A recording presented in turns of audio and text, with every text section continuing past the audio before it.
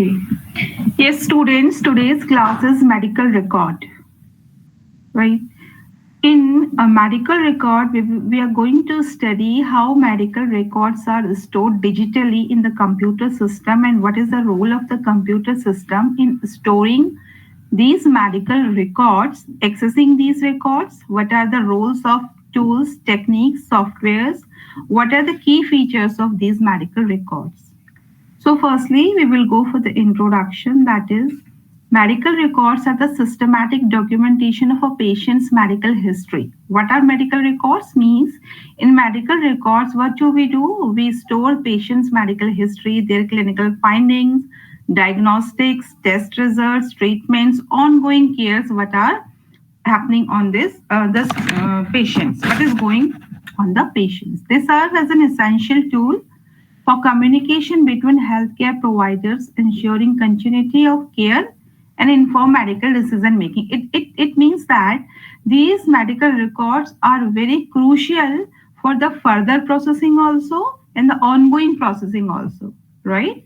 So how to maintain these records digitally, we are going to study these in this chapter.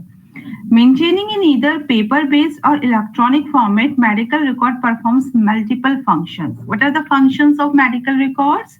Means whether in earlier times paper records were there or today also paper records were also maintained, but with the invention of digital computer technologies or digital saving of the records, we find very beneficial terms in storing these records in electronic format, right? So what are the functions of these medical records? Means in clinical support, firstly in clinical supporting accurate diagnostics, treatment planning and follow-up care.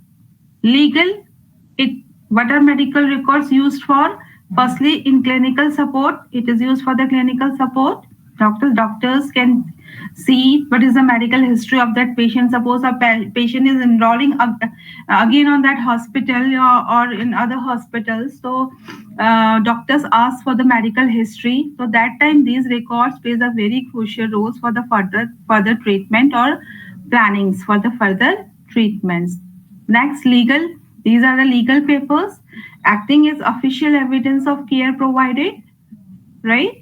These are the legal papers which patient can show that have been treated by this hospital in such a way, or these are the evidence of these treatments. So that time it will be very beneficial for the legal activities.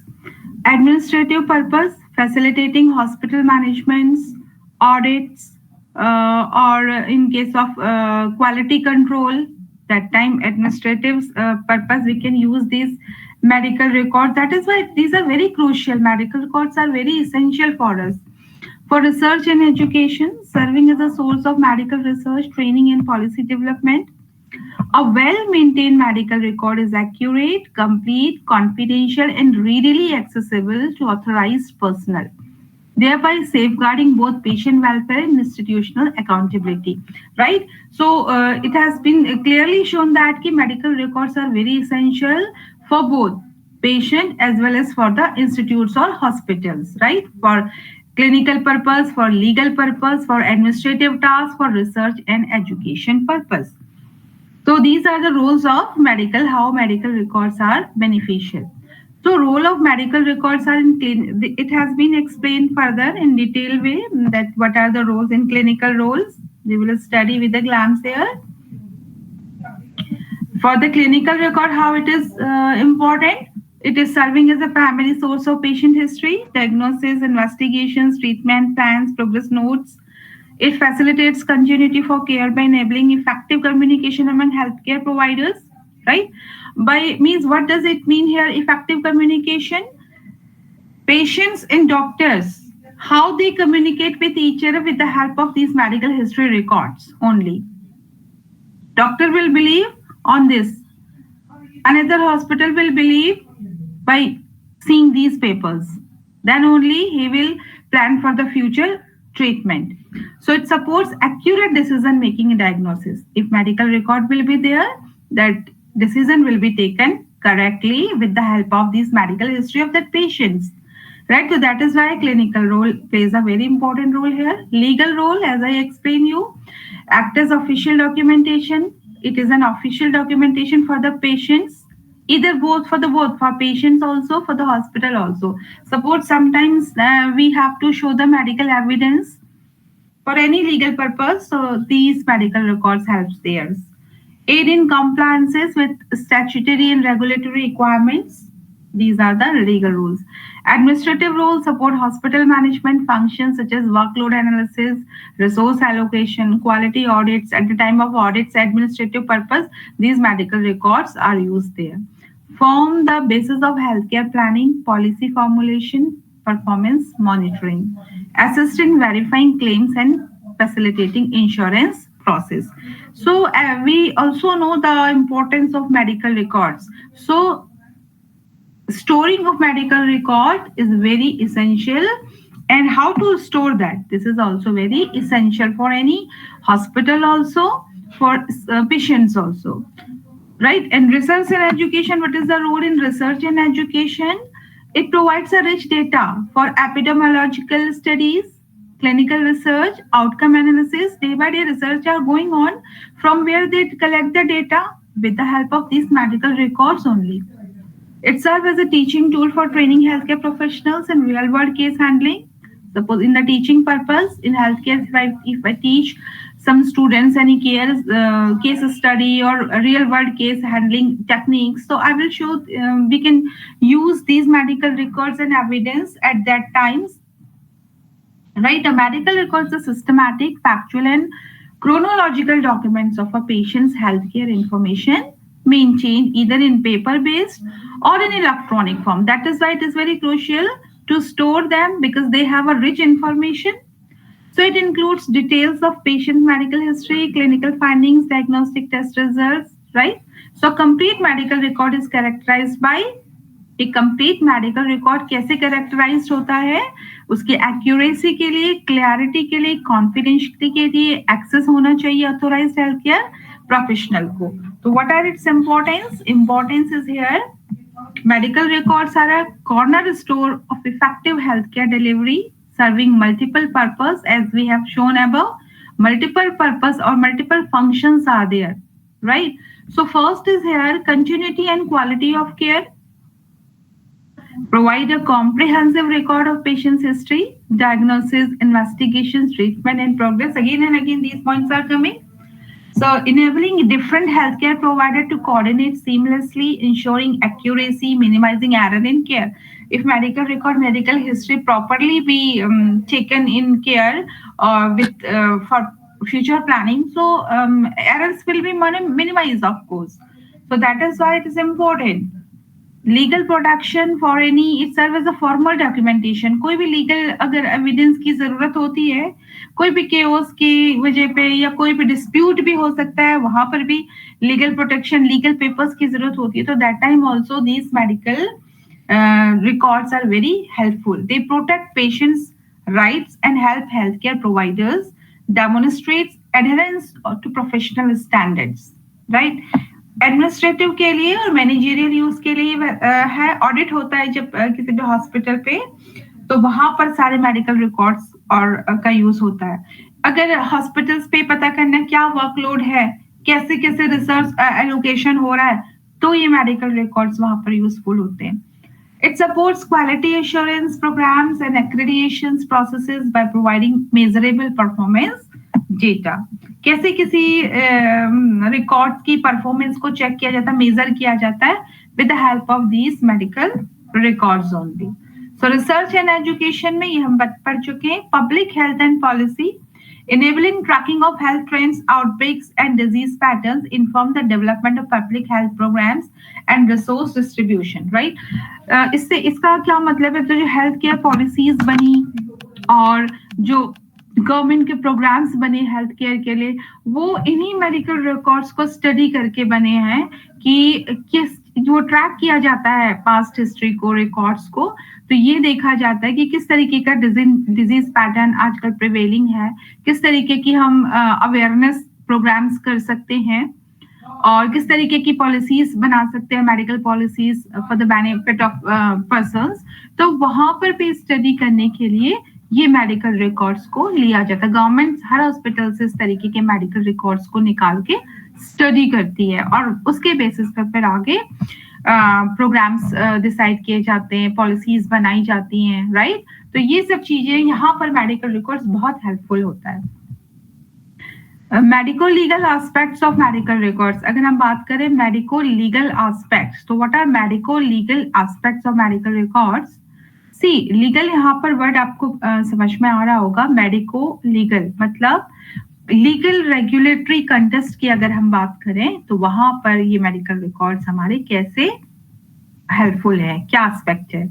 तो medical records have significant medico legal values serving as formal documentation that protects both patients and healthcare providers in legal and regulatory contest, right?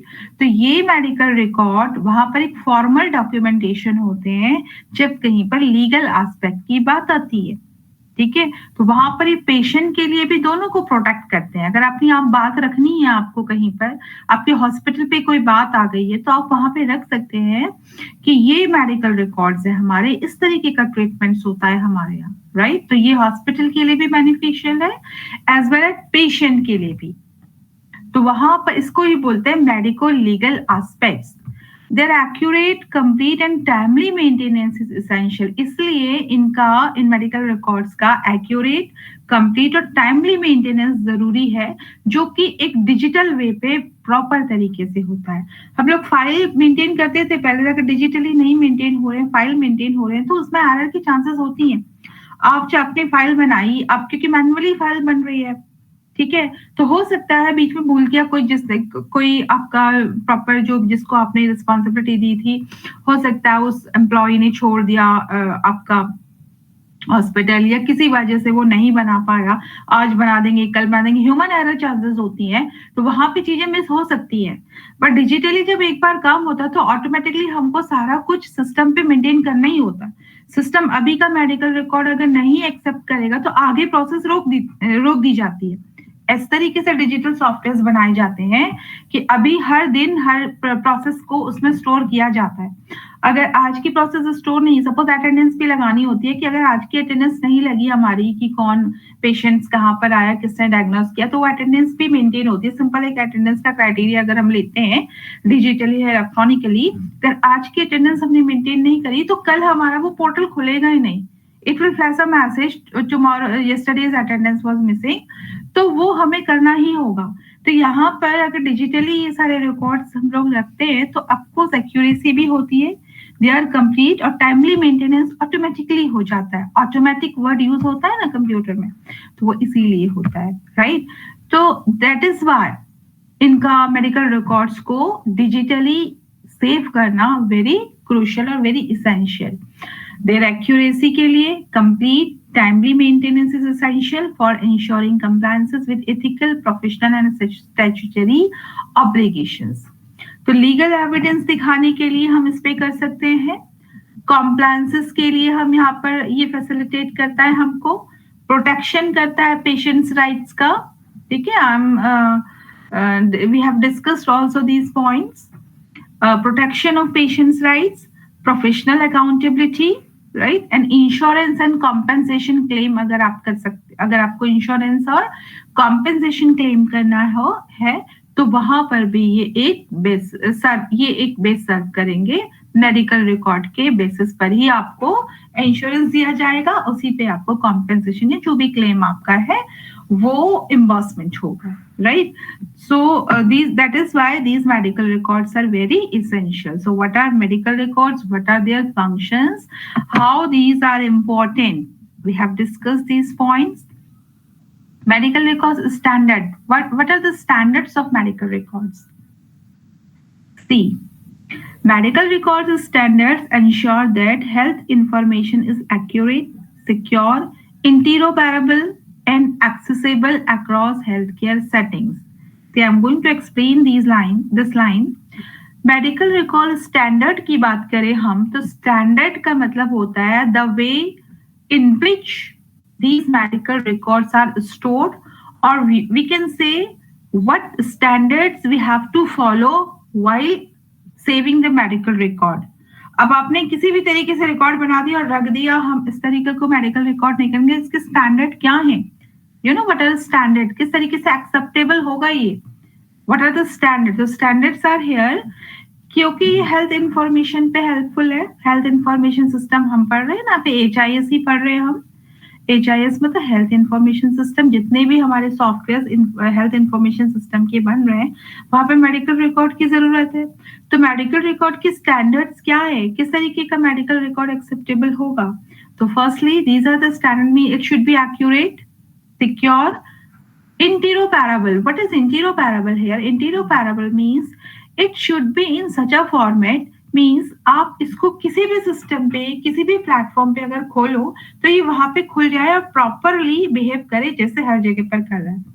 तो इसको कहते हैं इंटेरोपैरेबिलिटी। Means इंटेरोपैरेबिलिटी का ये मतलब भी होता है आप चाहे किसी भी प्लेटफॉर्म में खोलो, प्लेटफॉर्म का मतलब यहाँ पर कंप्यूटर की डेफिनेशन में है, सपोज मैं विंडोज चलाती हूँ तो मेरा प्लेटफॉर्म विंडोज है, ठीक है।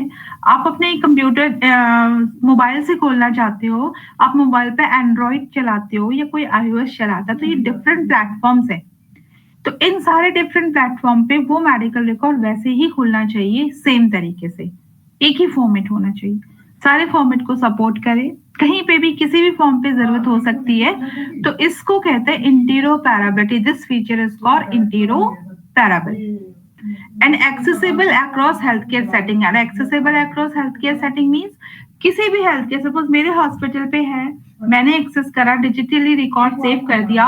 सपोज अब पेशेंट किसी दूसरे हॉस्पिटल पे जाता है, वहां पे ट्रांसफर होता है, वहां पे उनकी मेडिकल रिकॉर्ड्स मांगे जाते हैं, तो that health care system also can access this, right. तो कहीं पे भी अक्रॉस इंडिया से बाहर जाता है, वहां पे भी वो उसको एक्सेस, इसकी एक होता है मेडिकल हेल्थ केयर पे एक पेशेंट केयर नंबर भी मिलता है, उसके थ्रू इसको एक्सेस किया जाता है, वहां पर ये रजिस्टर्ड हो जाती है सारी चीजें।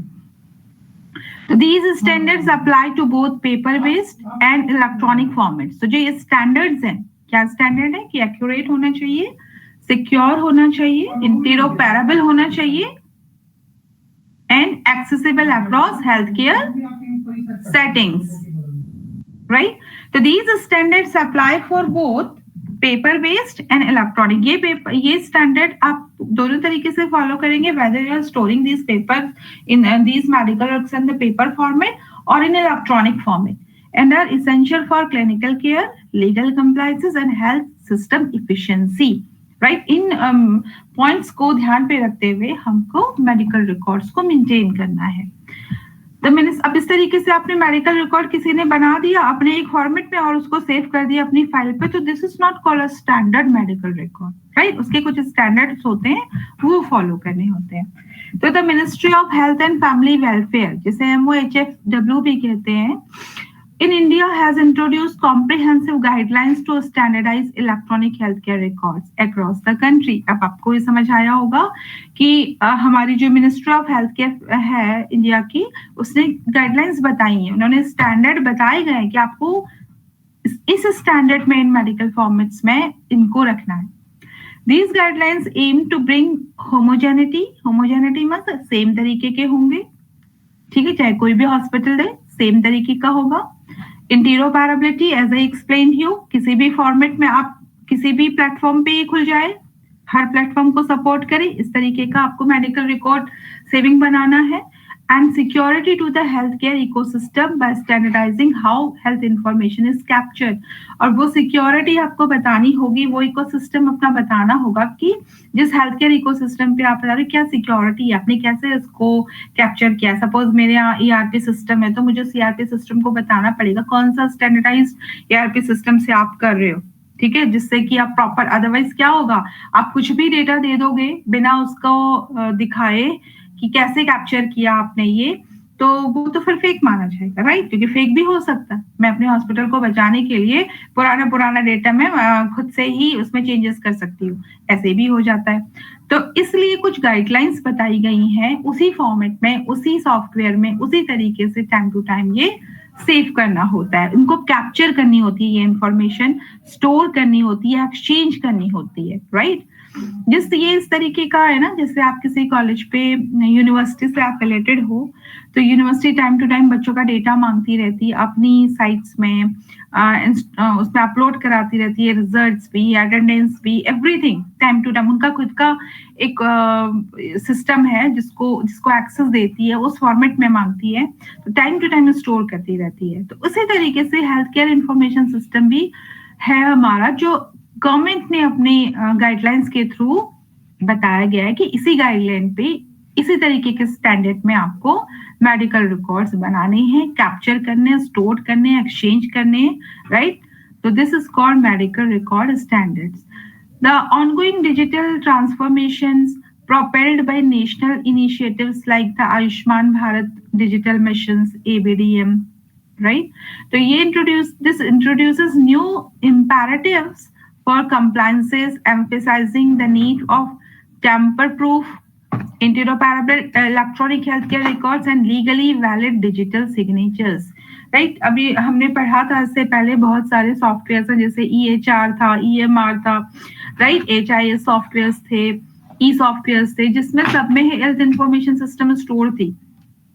तो ये ऐसे ही स्टोर नहीं होती, इसके कुछ गाइडलाइंस होती हैं जो time to time medical health care की जो हमारी ये वेलफेयर कम्युनिटीज हैं, ये टाइम टू टाइम अपना गाइडलाइंस फॉलो करने को कहती हैं, और उसी में अब हमको इंट्रोड्यूस कराना होता है। जैसे टेम्पर प्रूफ होना चाहिए, इंटेरोपैरेबल होना चाहिए, राइट, होमोजेनिटी होनी चाहिए, एक्यूरेसी होनी चाहिए, प्रूफ होना चाहिए साथ में। तो वो सब चीजें जो है आपकी लीगली तभी उसको वैलिड माना जाएगा। वैलिड डिजिटल सिग्नेचर होना चाहिए टाइम टू टाइम। उस सपोज जिसने भी डायग्नोज किया, एक फॉर एन एग्जाम्पल की बात करो, एक पेशेंट का मेडिकल हिस्ट्री रिकॉर्ड किया है, आपने बता दिया कि इस डॉक्टर ने इसको ट्रीट किया, पर आप नहीं बता सकते, डॉक्टर का डिजिटल सिग्नेचर होना चाहिए उसमें, राइट। तो इस तरीके की सारी चीजें, ये जो स्टैंडर्ड उन्होंने बनाए हैं, गाइडलाइंस बनाई हैं, आप अगर इसमें और डीपली पढ़ना चाहते तो इन गाइडलाइंस को पढ़ सकते हैं। उस गाइडलाइंस के accordingly you have to maintain और one has to maintain these medical records, means by following these standards. Historical backgrounds of medical record administration. क्या हिस्टोरिकल बैकग्राउंड है? See, The practice of medical record administration has evolved over centuries. अगर हम पहले से देखें, ये आज का नहीं है काम कि आज मेडिकल रिकॉर्ड हम लोग रख रहे हैं, सेंचुरी से ये काम होता हुआ आ रहा है। Reflecting advancement in medical sciences, healthcare delivery and information management.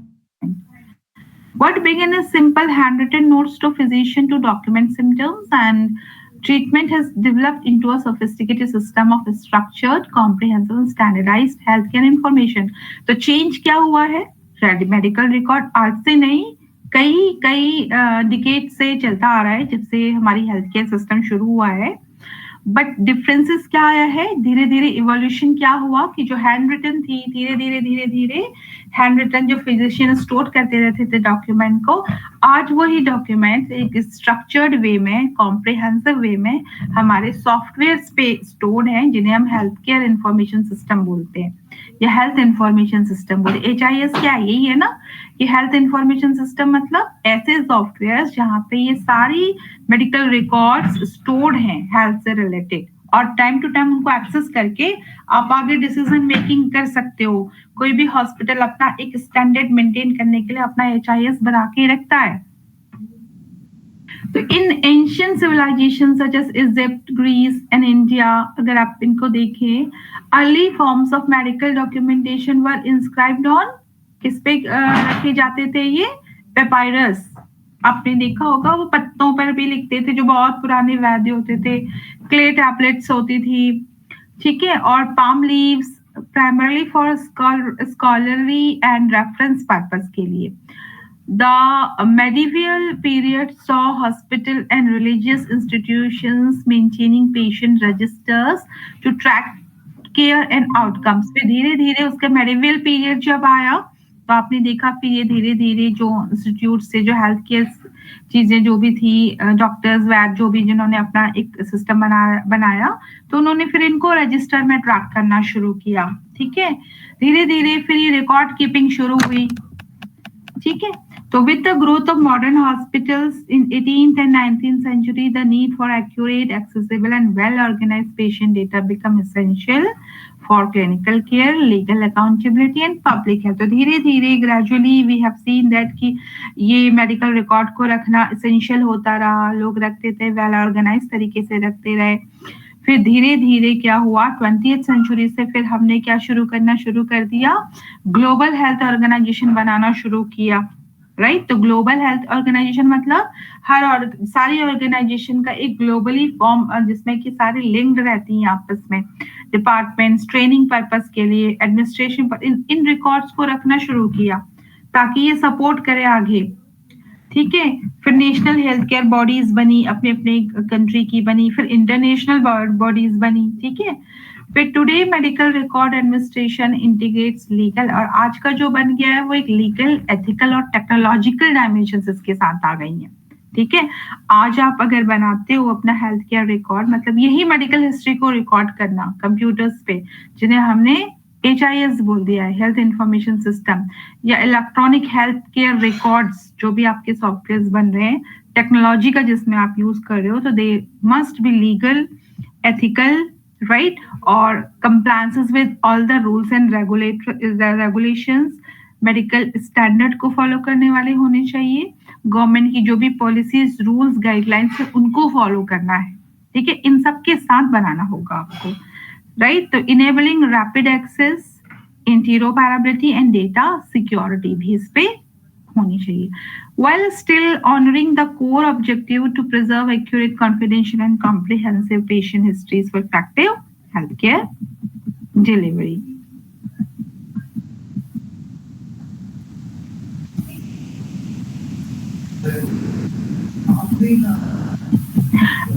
Now see, it has written here some points. I'm going to show you that period. That is Charaka Samhita. The Charaka Samhita is one of the most important ancient Indian texts on Ayurveda. And while it doesn't describe medical record administration in the modern sense, it lays down foundational principles that are a precursor to it. The text emphasizes systematic observation, diagnosis and patient care, all of which are central to modern medical record keeping.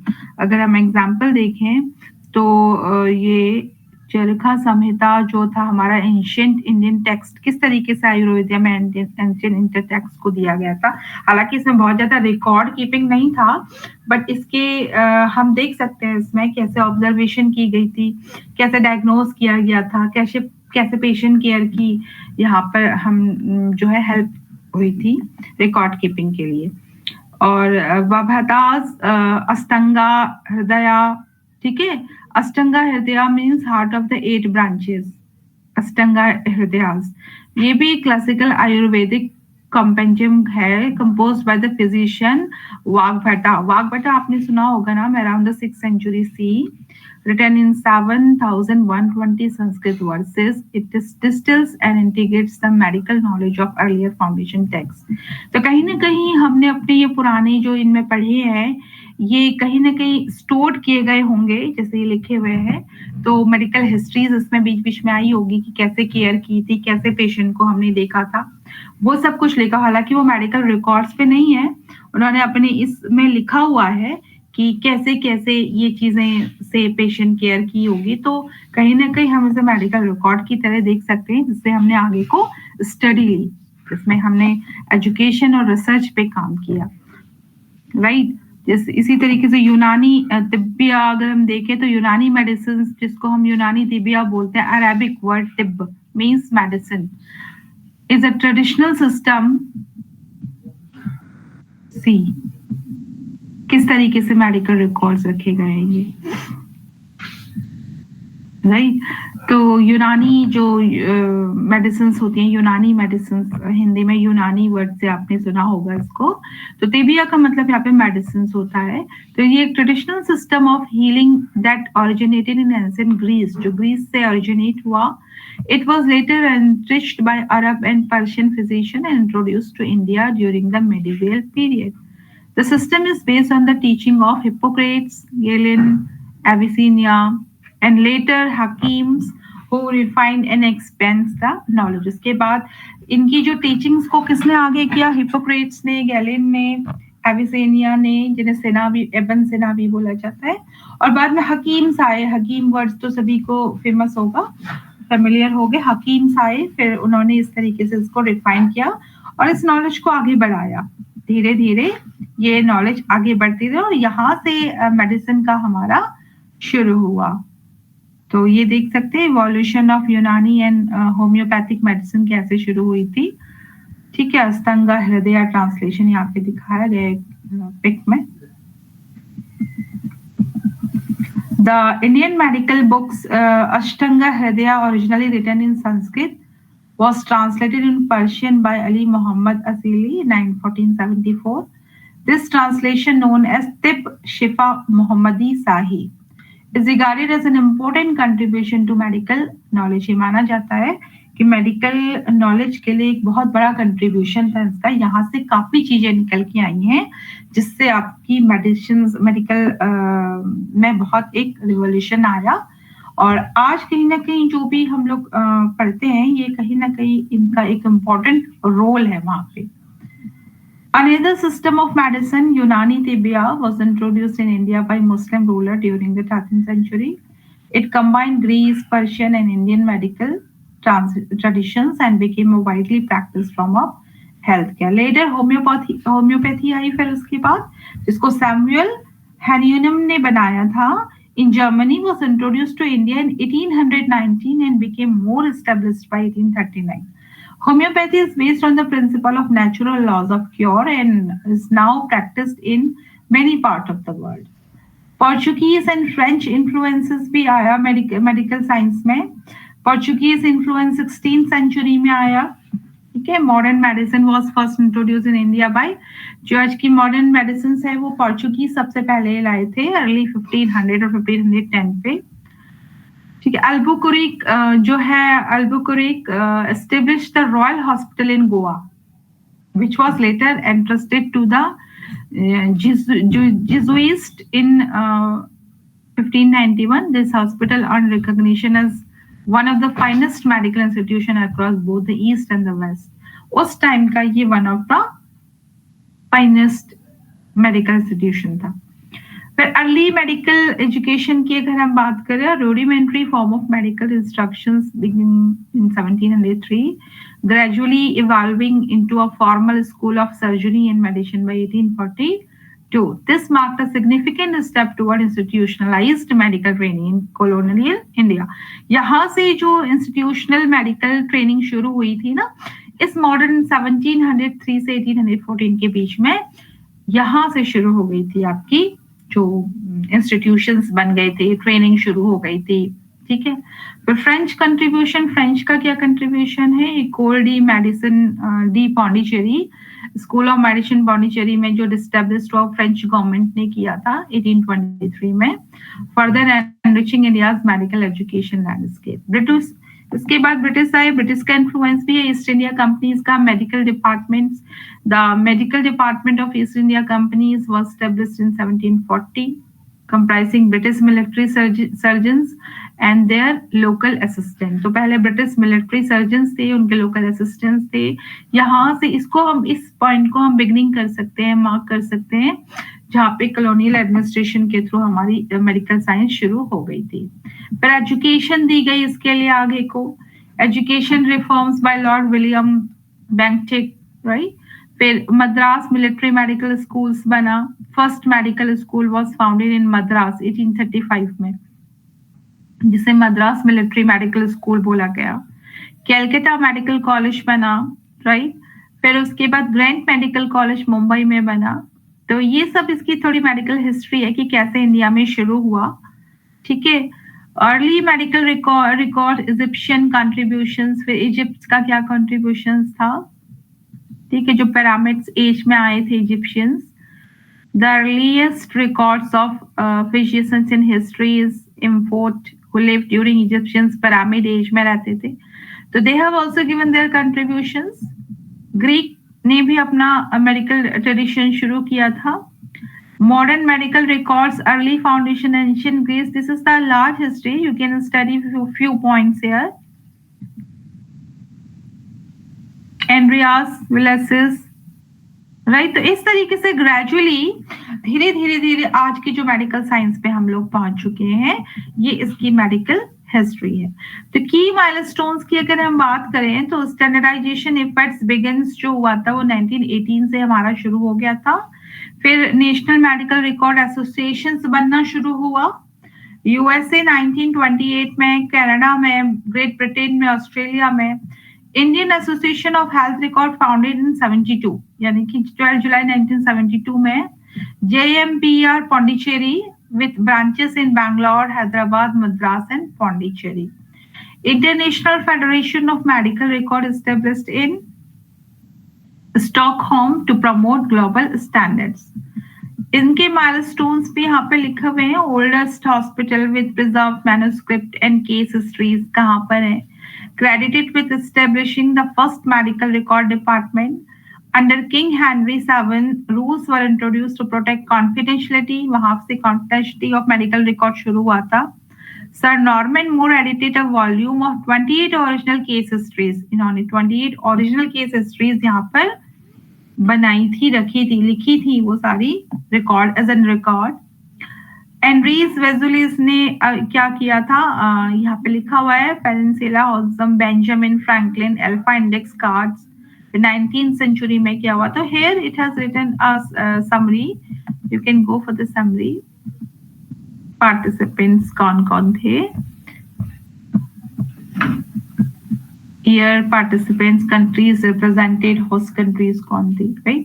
तो international congresses on medical records. WHO. Now go for the WHO. What is WHO? Everybody knows, World Health Organization.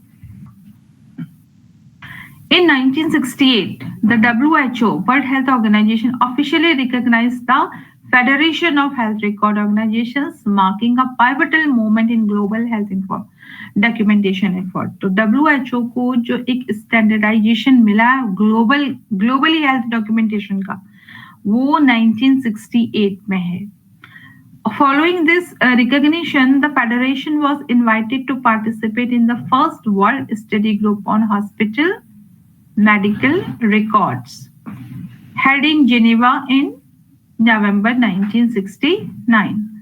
Since then, WHO has actively supported the advancement of medical record system by organizing international workshops, conducting educational progress across various countries, enhancing the skill and standard of medical records, right?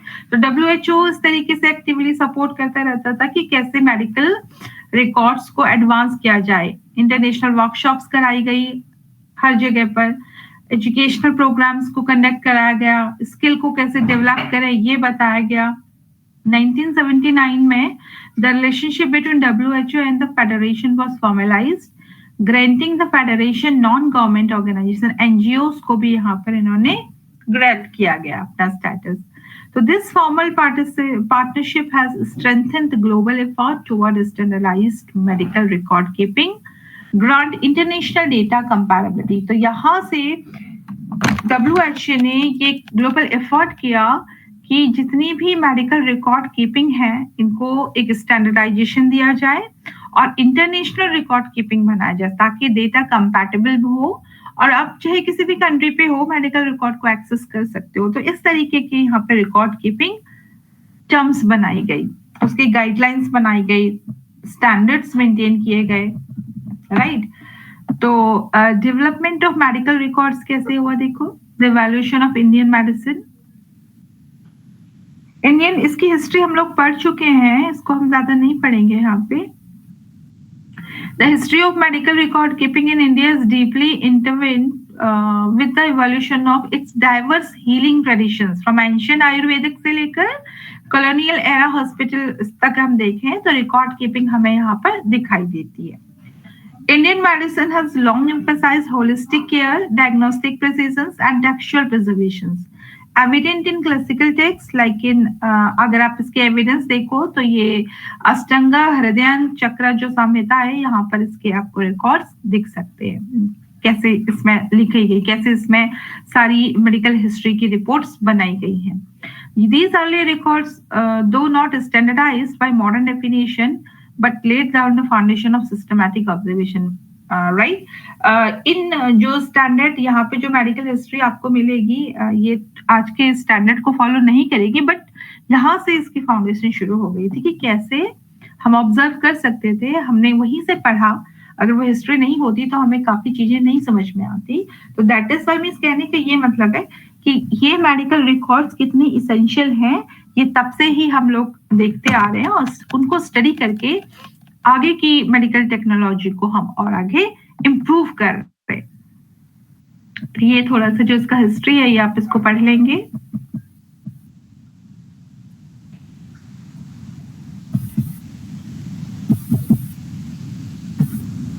Now, establishment of Central Bureau of Health Intelligence. The Central Bureau of Health Intelligence, CBHI बोलते, it was established in 1961 based on the recommendation of the Mudaliar Committee. It functions as the health intelligence wing of the Directorate General of Health Service under the Ministry of Health and Family Welfare. Before the CBHI was established, India lacked a robust centralized system for collecting and analyzing health-related data.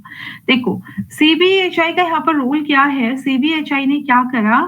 एक centralized system बनाया जिसमें आपने जितने भी health care information system अगर बनाए हैं, इसको मेरा एक हॉस्पिटल है, मैंने अपना एक इंफॉर्मेशन सिस्टम बनाया है, तो कैसे एक सेंट्रलाइज सिस्टम बनाया जाए जो कि एक रॉबस्ट हो और वहां से आप किसी भी तरीके की हेल्थ केयर स्टडी कर रहे हो वहां से एक्सेस किया जाए, मतलब एक सेंट्रलाइज सिस्टम कैसे बनाया जाए. तो ये यहाँ पे CBHI ने पहले इंट्रोड्यूस किया. The Mudaliar committee, also known as the Health Survey and Planning Committees. Mudaliar committee को health survey and planning committee भी बोला जाता है. ये अपॉइंट हुई थी 1962 में to review the country's progress. ये क्यों बनाई गई थी?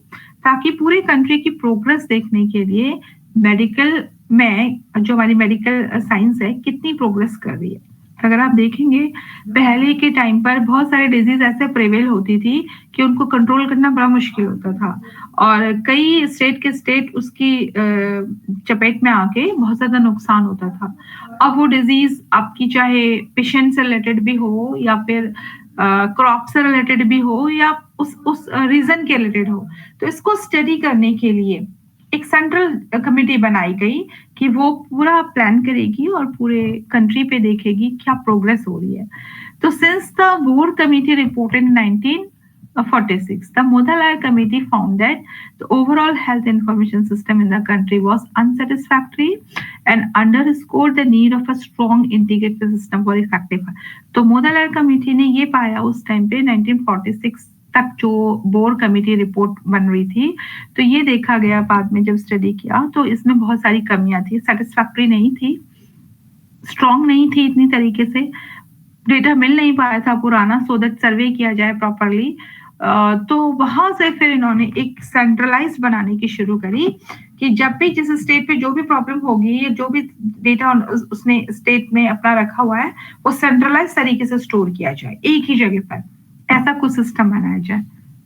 राइट, तो वहां से ये CBHI का यहाँ पे इस फाउंडेशन जो बनी तब एक सेंट्रलाइज सिस्टम बना गया.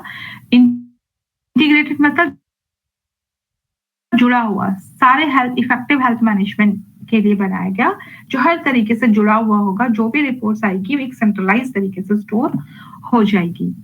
राइट, तो CBHI का रोल यहाँ पे था.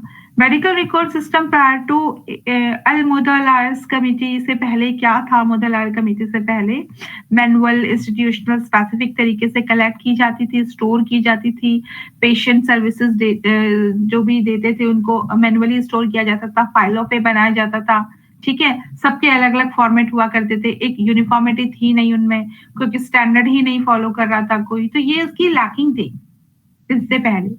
These records were maintained primarily for administrative and local clinical purpose, often in varied formats. अलग अलग फॉर्मेट में इनको स्टोर किया जाता था.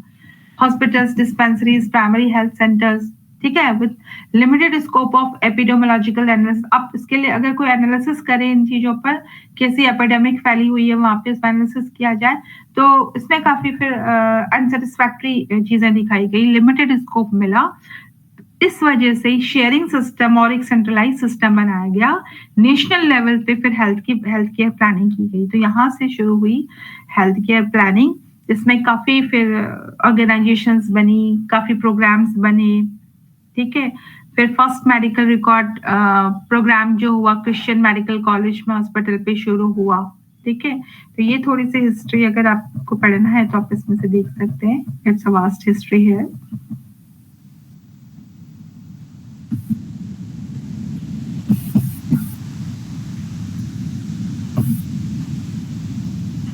फिर after that the government established MRDs. MRDs means medical record departments, right? In all teaching and major hospitals refers to formal creation of specialized units.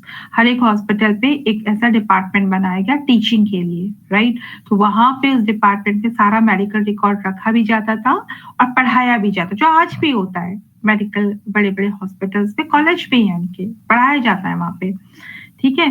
तो वहीं से ये शुरू हुआ, सो दैट डेटा भी स्टोर होता रहेगा और वहीं से स्टडी भी शुरू हो जाएगी. फिर इसके लिए एमआरडी सिस्टम्स बना और an MRD serve is the central hub. MRD ने क्या किया, एक तरीके का central hub for collecting, organising, coding, storing and retrieving medical records, ensuring that patient data is accurate, complete and readably accessible for clinical care, research and medico-legal purpose. तो यहाँ पर इसने ये सारे ये चीज मीन्स इंश्योर करी एमआरडी ने कि क्या ये डेटा जो भी स्टोर हो रहा है प्रॉपरली, ये प्रॉपर फॉर्मेट में है कि नहीं है, इंटीग्रेटेड है कि नहीं है, एक्सेसिबल है कि नहीं है, ये आगे यूज हो पाएगा कि नहीं पाएगा. क्योंकि एक बार अगर आपने रिकॉर्ड कीपिंग मिस कर दिया तो आगे it is very complicated to record that previous data. History को रिकॉर्ड करना पॉसिबल नहीं होता. तो by mandating MRDs in teachings and large hospitals, तो बड़े हॉस्पिटल्स पे एमआरडीज को मैंडेटरी बनाया गया, टीचिंग्स मैंडेटरी बनाई गई, रिकॉर्ड कीपिंग मैंडेटरी बनाया गया, सो दैट ये एजुकेशन पे हेल्प करे, रिलायबल हो, इसमें केस हिस्ट्रीज हो, ठीक है, कॉम्प्लायंसेस फैसिलिटेट ये कर पाए, लीगल एस्पेक्ट में हम उसको यूज कर पाए, ये रॉबस्ट डेटाबेस हो आपका एक तरीके का. तो these departments bridge the gap between patient care. तो जब ये डिपार्टमेंट्स बने तो इन्होंने वो जो गैप अभी तक आ रहा था उस गैप में एक ब्रिज क्रिएट करा, जिसने नेशनल लेवल में बहुत फैसिलिटी प्रोवाइड की. तो एमआरडीज एसोसिएशन को अगर आप देखेंगे तो यहाँ पे पौंडीचेरी में ये फाउंडिंग 24 जुलाई GIMAR पौंडीचेरी में बनी. फिर इसकी ग्रोथ 967 पे हुई, फिर 96 पे इस पे क्या हुआ, आप इसको पढ़ सकते हैं इसकी मेडिकल हिस्ट्री. फिर WHO fellowship awards to MR personnels by the government of India, ठीक है. तो इनको MR पर्सनल को फिर यहाँ पे फेलोशिप भी मिली, अवार्ड की गई. CBHI secured WHO fellowship in 16 Indian medical records personnel, right? तो यहाँ तक आप लोग स्टडी करेंगे, इसके आगे हम कल पढ़ेंगे. Today till here we will study